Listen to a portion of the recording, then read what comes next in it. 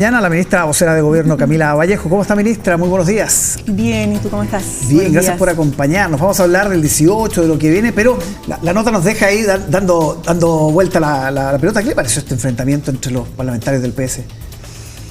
La verdad es que como gobierno no nos corresponde estar opinando de cada polémica que sea entre parlamentarios. Obviamente ellos resuelven los asuntos y los partidos correspondientes también en este caso. Lo que nos importa a nosotros y el foco de la atención es que los casos asociados a corrupción se investiguen, que todo lo que tenga que salir a la luz, que configure un delito, salga, que la Fiscalía haga su trabajo, que los tribunales hagan su trabajo, y ese es el foco del asunto para nosotros, ¿no? Por eso hemos dicho que aquí hay que siempre velar por un estándar en materia de justicia igual para todos, el que caiga quien caiga, el que nadie puede estar por sobre la ley. Y estas son polémicas que los partidos y los parlamentarios tienen que resolver, no el Ejecutivo.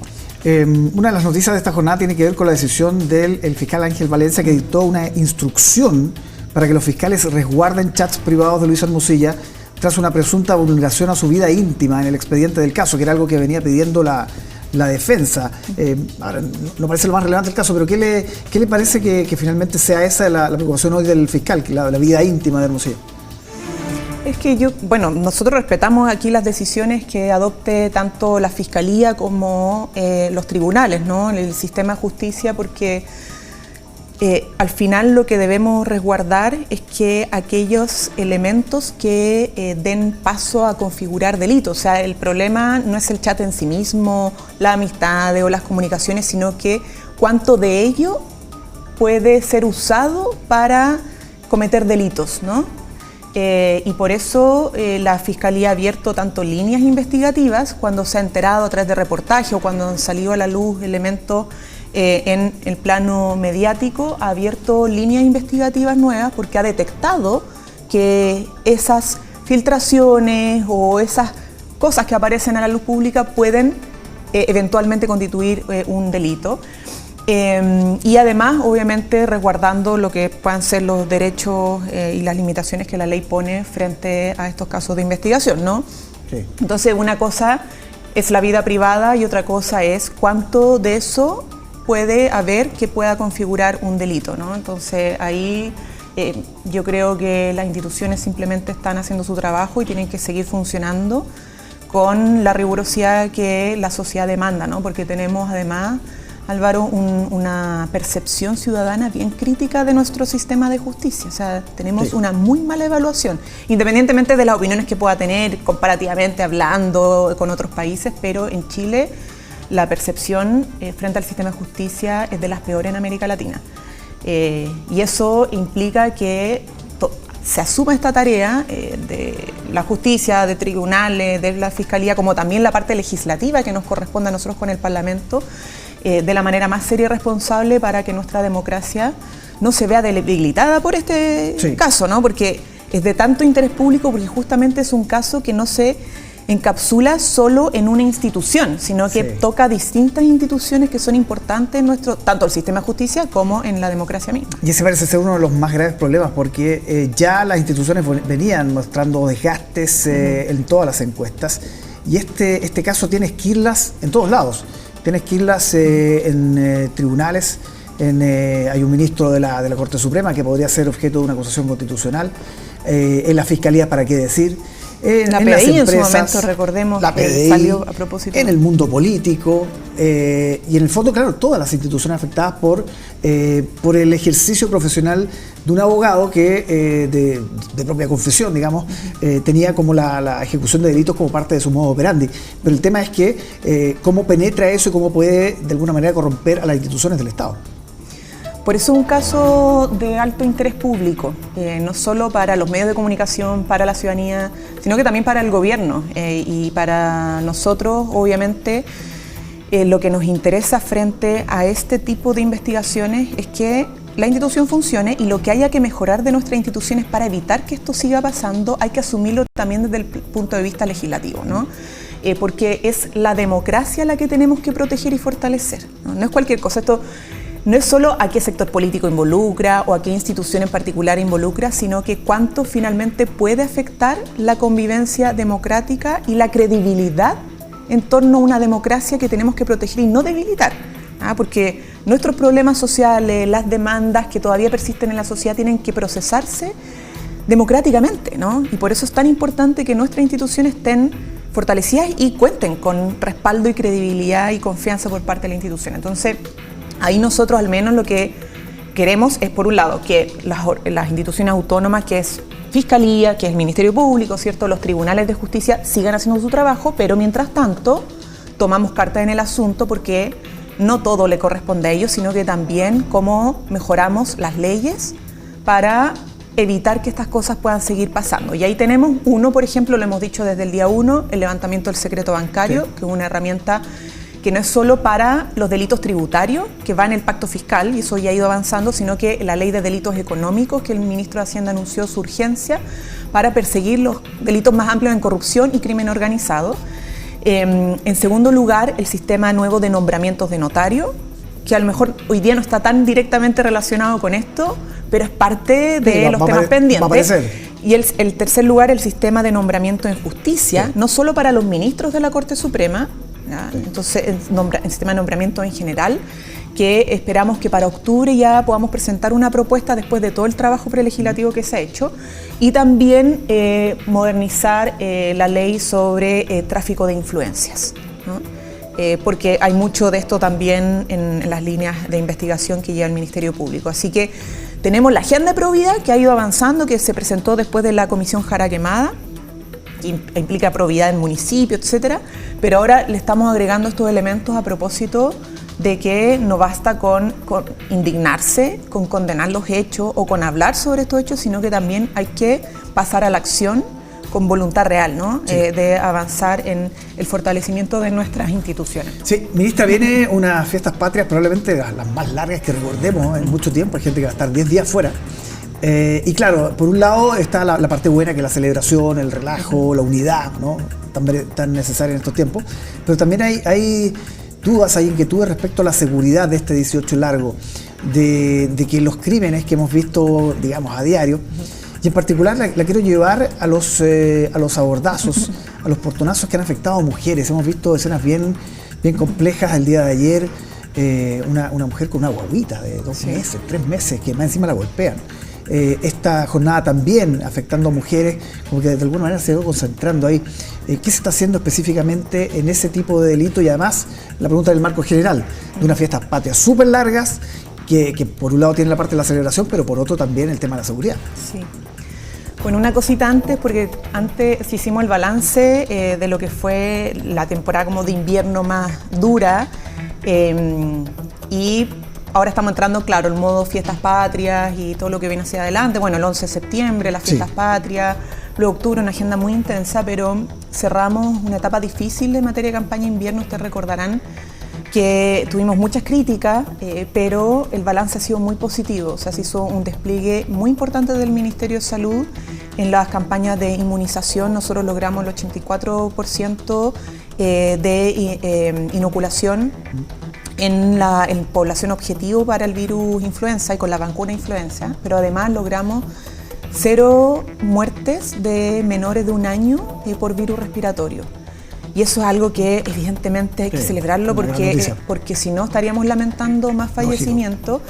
Y es bueno ver que con gestión y con trabajo desde el área de salud, particularmente salud pública, logramos resultados para beneficio de las personas y evitar muertes que en otros momentos hemos tenido que lamentar de manera muy trágica, ¿no? Pensando en los menores. Ahora estamos trabajando con harta gestión para seguir fortaleciendo la agenda de seguridad y el despliegue estratégico de nuestras policías, además de los preparativos del 18, que un poco se cruza, pero no es todo, ¿no? Sí. Tiene elementos de seguridad pública como también de seguridad frente a los alimentos, frente al buen uso del transporte, etcétera. Sí. En materia de seguridad propiamente tal, efectivamente estamos teniendo ya algunos resultados, aunque siempre esperamos más porque el fenómeno de la delincuencia es muy crítico, pero hemos tenido hartos resultados en el trabajo con nuestros carabineros, la PDI y el Ministerio Público en ir a los lugares donde se encuentran las bandas criminales, tanto que cometen delitos violentos como los turbazos, portonazos, etcétera, como también los que están asociados a narcotráfico, crimen organizado, porte de, uso de armas de fuego. Entonces, si ustedes han visto, en las últimas semanas hemos tenido muchos operativos y hemos estado desarticulando varias bandas. Partimos el 2022 con la de los gallegos, que fue emblemática, sí. Pero hace poco tuvimos una desarticulación de una de las células del Tren de Aragua en la Quinta Región. Hemos hecho varias incautaciones de armas y de drogas, y ahora hace poco un operativo con más de 15 viviendas, si no me equivoco el número, pero por ahí 15 viviendas allanadas de personas que estaban involucradas en turbazos, ¿no? Y el enfoque de género que tú señalas es clave, ¿no? Porque aquí los estudios y el Ministerio de la Mujer ha puesto esto siempre en alerta, que el impacto que tiene ciertos hechos delictuales y la delincuencia en general, pero particularmente ciertos delitos violentos, es mucho mayor en las mujeres, sí. Que les da miedo salir a la calle, claro. que obviamente muchas más que son madres solteras, ¿no? Jefas de hogar, que cuando llegan a la casa con sus hijos están en ese trayecto sola, y por lo tanto el miedo y la inseguridad impacta más fuertemente en muchos casos en las mujeres, ¿no? Y para qué decir sobre la posibilidad de violación, ya aquí estamos hablando de otra dimensión, pero 184, solo en ese tipo de 184 portonazos en una semana, o sea, sí. Ya es casi uno por hora, sí. Solo en Santiago, sí. En Santiago, uno por hora. La región metropolitana es la región como más crítica desde el punto de vista de los homicidios, porque logramos, por ejemplo, bajar los homicidios en casi todo el país. En la región metropolitana no bajó, se mantuvo, sí. ¿No?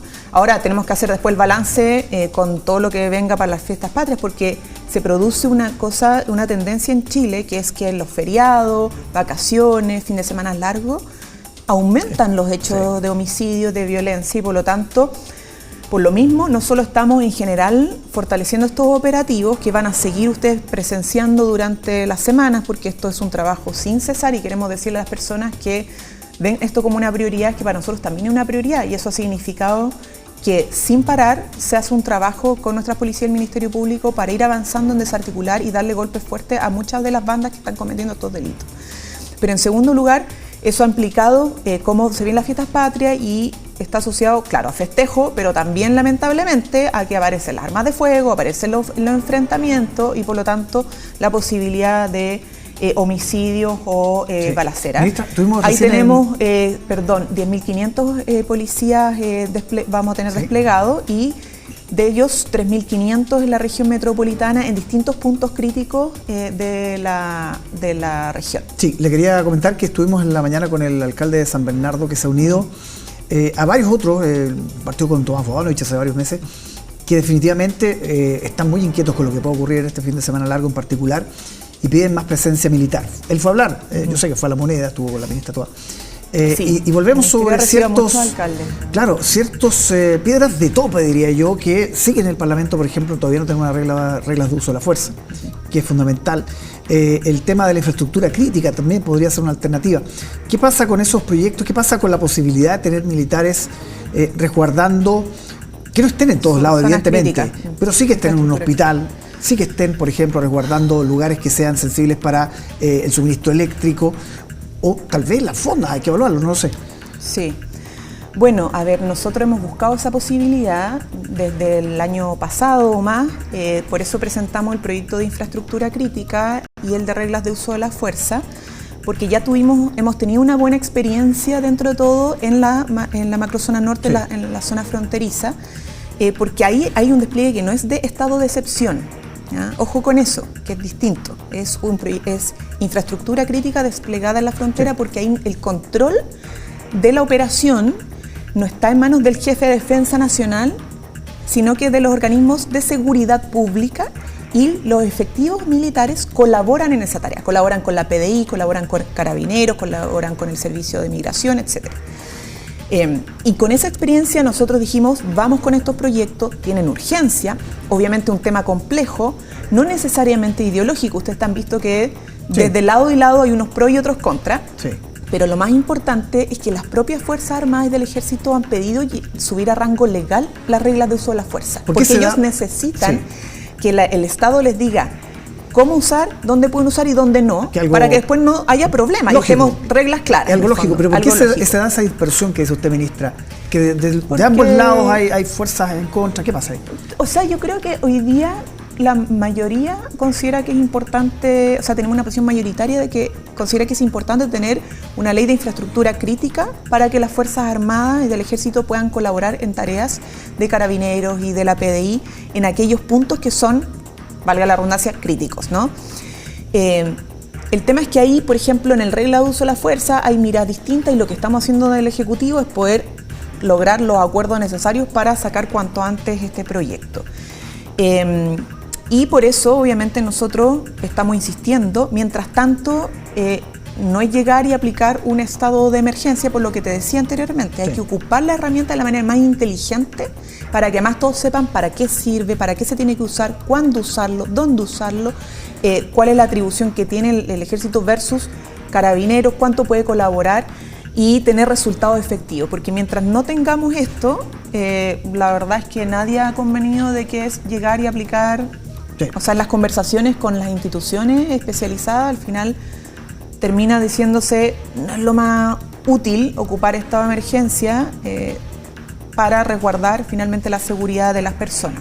Pero sí, se ha pensado en terminales, se ha pensado en hospitales, o sea, se ha pensado en distintos puntos que requieran la colaboración de las Fuerzas Armadas y sobre todo para liberar además a las policías de funciones que a lo mejor no son tan necesarias su presencia policial y más bien es bueno tenerlo en operativos, ¿no? Exacto. Ministra, y por de pronto, este plan 18 seguro, ¿dónde se va a anotar? ¿Cómo lo va a anotar la gente? Bueno, como les decía, tenemos 10.500 policías a disposición para desplegarse, 7.000 en regiones, 3.500 en la región metropolitana. Vamos a tener 114 operativos de control de alcohol y drogas, alcotest y narcotest para conductores, no solo civiles, o sea, no solo, de conductores que andan en sus propios autos, sino que también del transporte. Vamos a tener fiscalizaciones, claro, de turnos para resguardar las horas de descanso y las horas de funcionamiento, porque a veces sobreexigen a los transportistas. Suele ocurrir. Vamos a tener fiscalizaciones de precios de los pasajes, también del transporte, como también de los alimentos. La calidad de los alimentos, vamos a tener puntos morados a propósito también de la violencia de género que se vive. Vamos a tener puntos azules que se llaman, que está a cargo de la Subsecretaría de Prevención del Delito, para poder denunciar de manera segura. Ustedes saben que existe, y aquí para la gente lo vamos a decir siempre, el asterisco 4242 es el denuncia seguro, es un instrumento que nos ha servido mucho para que finalmente la PDI, nuestras policías fiscalicen las armas y terminen incautando armas de fuego para sacarle circulación. Entonces vamos a fortalecer esa campaña con los puntos azules en las fondas, distintos puntos tenemos 500, un poco más de 500 fondas aprobadas ya para su funcionamiento. 110 controles en zonas donde ocurren accidentes frecuentemente también, porque ya con el Ministerio de Transporte y Obras Públicas se ha detectado donde tenemos los puntos donde se producen más accidentes de tránsito o siniestros, y 90 operativos de control vehicular en lugares de alta frecuencia, entre otras cosas. Recordar además que vamos a tener el peaje a Luca el viernes 14, sábado 15 y martes y miércoles. Sale 1 millón de autos. Sí, salen muchos autos y va a bajar a Luca en la ruta 68, en la ruta 5 Norte, en la ruta 5 Sur. ¿Qué más? Bueno, en fin, hay varias medidas. Antes de las fiestas patrias hay otra fecha, el 11 de septiembre. Sí, también tenemos preparación. En materia de seguridad, y también le quiero, desde el punto de vista político, que el año pasado, evidentemente, la conmemoración de los 50 años marcó una fecha, una conmemoración distinta. ¿Cómo se va a conmemorar este año el plan de búsqueda, por ejemplo, y también en materia de seguridad? Aprovecho de preguntarle por las dos cosas.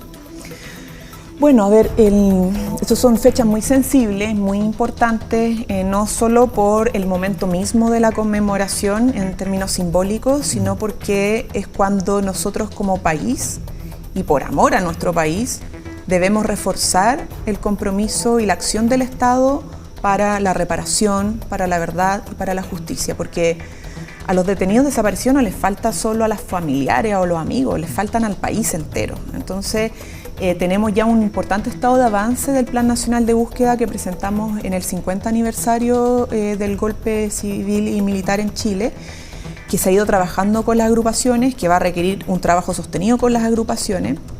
pero además por el levantamiento del secreto Valech para tribunales y para el propio Plan Nacional de Búsqueda para facilitar el trabajo del Plan Nacional de Búsqueda. Pero ahí hay un debate, respecto a los que originalmente fijaron las normas, ¿no? de la mesa de diálogo, en fin, y cuando se entregaron los nombres. Sí, pero yo creo que había un poco una confusión porque esto no es levantamiento secreto para todos, ¿no? Porque hay que respetar obviamente también a las propias familias.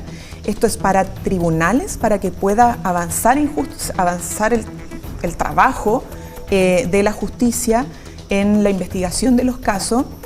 Y también para el propio Plan Nacional de Búsqueda. Siempre las familias le han podido solicitar el levantamiento, y eso se va a mantener, pero lo que se agrega básicamente es que tribunales puedan acceder a esta información para los procesos de investigación y plan de búsqueda.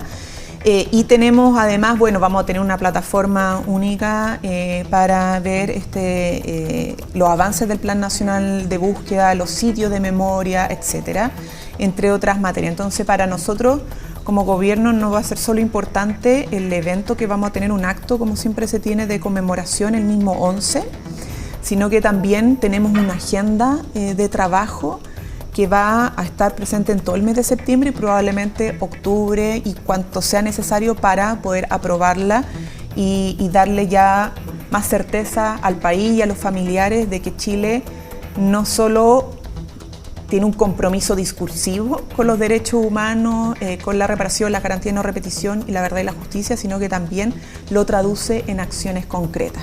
Y la seguridad de los mismos eventos, obviamente eso ya se ha estado trabajando. El subsecretario del Interior, Manuel Monsalve, dio cuenta de varias de las medidas que se están tomando en zonas críticas, porque nos interesa que haya seguridad, que los propios familiares, las propias manifestantes o las propias personas que van a conmemorar y van a visitar a sus seres queridos al cementerio general, la romería o en otros actos puedan hacerlo de manera tranquila, segura, sin tener que verse afectados por hechos de violencia. Mientras ayer hubo un Consejo de Gabinete y la consecuencia o la principal conclusión fue reimpulsar dos elementos que estaban en el programa de gobierno, de alguna manera han sufrido modificaciones respecto a cómo se entendió, al menos en la campaña. Me refiero al crédito con aval del Estado y la eutanasia. Y claro, de inmediato surgen las voces, incluso algunos oficialistas que dicen, cuidado, porque es una discusión, sobre todo la del CAE, que tiene un pronóstico bien incierto, que hay mucha oposición dentro del Parlamento. ¿Por qué creen ustedes que es el momento de reimpulsarla y que pueda salir bien, que se pueda aprobar? Bueno, porque tenemos un compromiso con el país de terminar con el CAE. Esto es una realidad que afecta a muchas familias, muchas personas egresadas de la educación superior o que incluso no terminaron su estudio y están pagando deudas sin haber recibido realmente un capital adicional porque no lograron terminar los estudios y que tenemos que atender. Además, cuando uno habla, por ejemplo, de los sectores medios, la clase media y de qué medidas adoptamos para aliviar el nivel de deudas que tienen encima, el CAE es una de esas, ¿no? Entonces, esto es un tema que está dentro de las prioridades. Obviamente, seguridad es la primera prioridad, la reforma de pensiones es la primera prioridad, hemos venido insistiendo en eso, pero el término del CAE y encontrar una solución y un alivio a todos y todas las endeudadas es un tema que el presidente comprometió y que vamos a cumplir. Y por eso, además, se ha hecho un trabajo prelegislativo con la oposición, se ha conversado, se han recogido miradas, porque entendemos que hay que abordarlo de manera responsable. Pero hay que hacerlo, porque ¿qué pasa, Álvaro? Aquí hay un problema para las familias, para las personas, que ya no les es sostenible esto, y también para el fisco, porque está siendo insostenible el tener que estar recomprando carteras, pagando garantías para los bancos, o sea, es un desembolso de billones, o sea, es mucha plata que no tiene sentido. Entonces es mejor encontrar una solución que termine con el CAE, que desbancarice, sí, ¿no? Pero que y no, que además no es universal. construye... Eso sí está claro. No, hay solución universal. ¿Cuál es la solución universal? Pero va a haber alivio para todos. O sea, la idea es que a todos les convenga salir del CAE, claro, y entrar al nuevo sistema de financiamiento. Claro, por eso, alivio, pero no con donación universal. Va a haber con donación universal no, va a haber con donación en ciertos sectores, porque esto tiene que ser una medida justa y progresiva. O sea, nosotros queremos una solución justa, sostenible, progresiva, que dé alivio para todos y soluciones para todos y todas. O sea, solución universal y con donaciones en aquellos que están en una situación mucho más precaria, y más compleja, ¿no? Y además hay que entender que hay muchas personas que teniendo ciertos ingresos han podido pagar sostenidamente, pero la deuda no les baja nunca tampoco. Entonces, por eso es importante que haya una mirada universal y con condonaciones en ciertos sectores, ¿no? Así que vamos, obviamente, a presentar esto, lo comprometimos para después de las fiestas patrias, más o menos la semana del 23. No hemos detallado el día preciso, pero ya tenemos casi completo el diseño para poder presentarlo ante el Congreso y que aborda también una propuesta de nuevo sistema de financiamiento para la educación superior, porque no sirve nada terminar con un instrumento y no tener algo que lo reemplace y que haga posible que los futuros estudiantes también tengan una alternativa de financiamiento. Entonces, se lo han preguntado. Y eutanasia, perdón, sí. Eutanasia también es uno de los compromisos del presidente. Es un tema ya más de fondo. Esto, solo para una cosita, esto no quiere decir que abandonemos los otros proyectos. Nosotros tenemos una agenda muy robusta en el Parlamento, pero estamos reforzando con esto porque el presidente empeñó su palabra, porque tiene una convicción sobre el proyecto de eutanasia también, y vamos a cumplir ese compromiso. Sí. Me han preguntado, ministra, ¿hasta cuándo trabaja? Yo hasta, que empiece el prenatal. ¿Cuándo es? Fecha de parto la primera semana de febrero. ¿Ya? Probablemente la Navidad, Año Nuevo justo va a coincidir ahí. ¿Y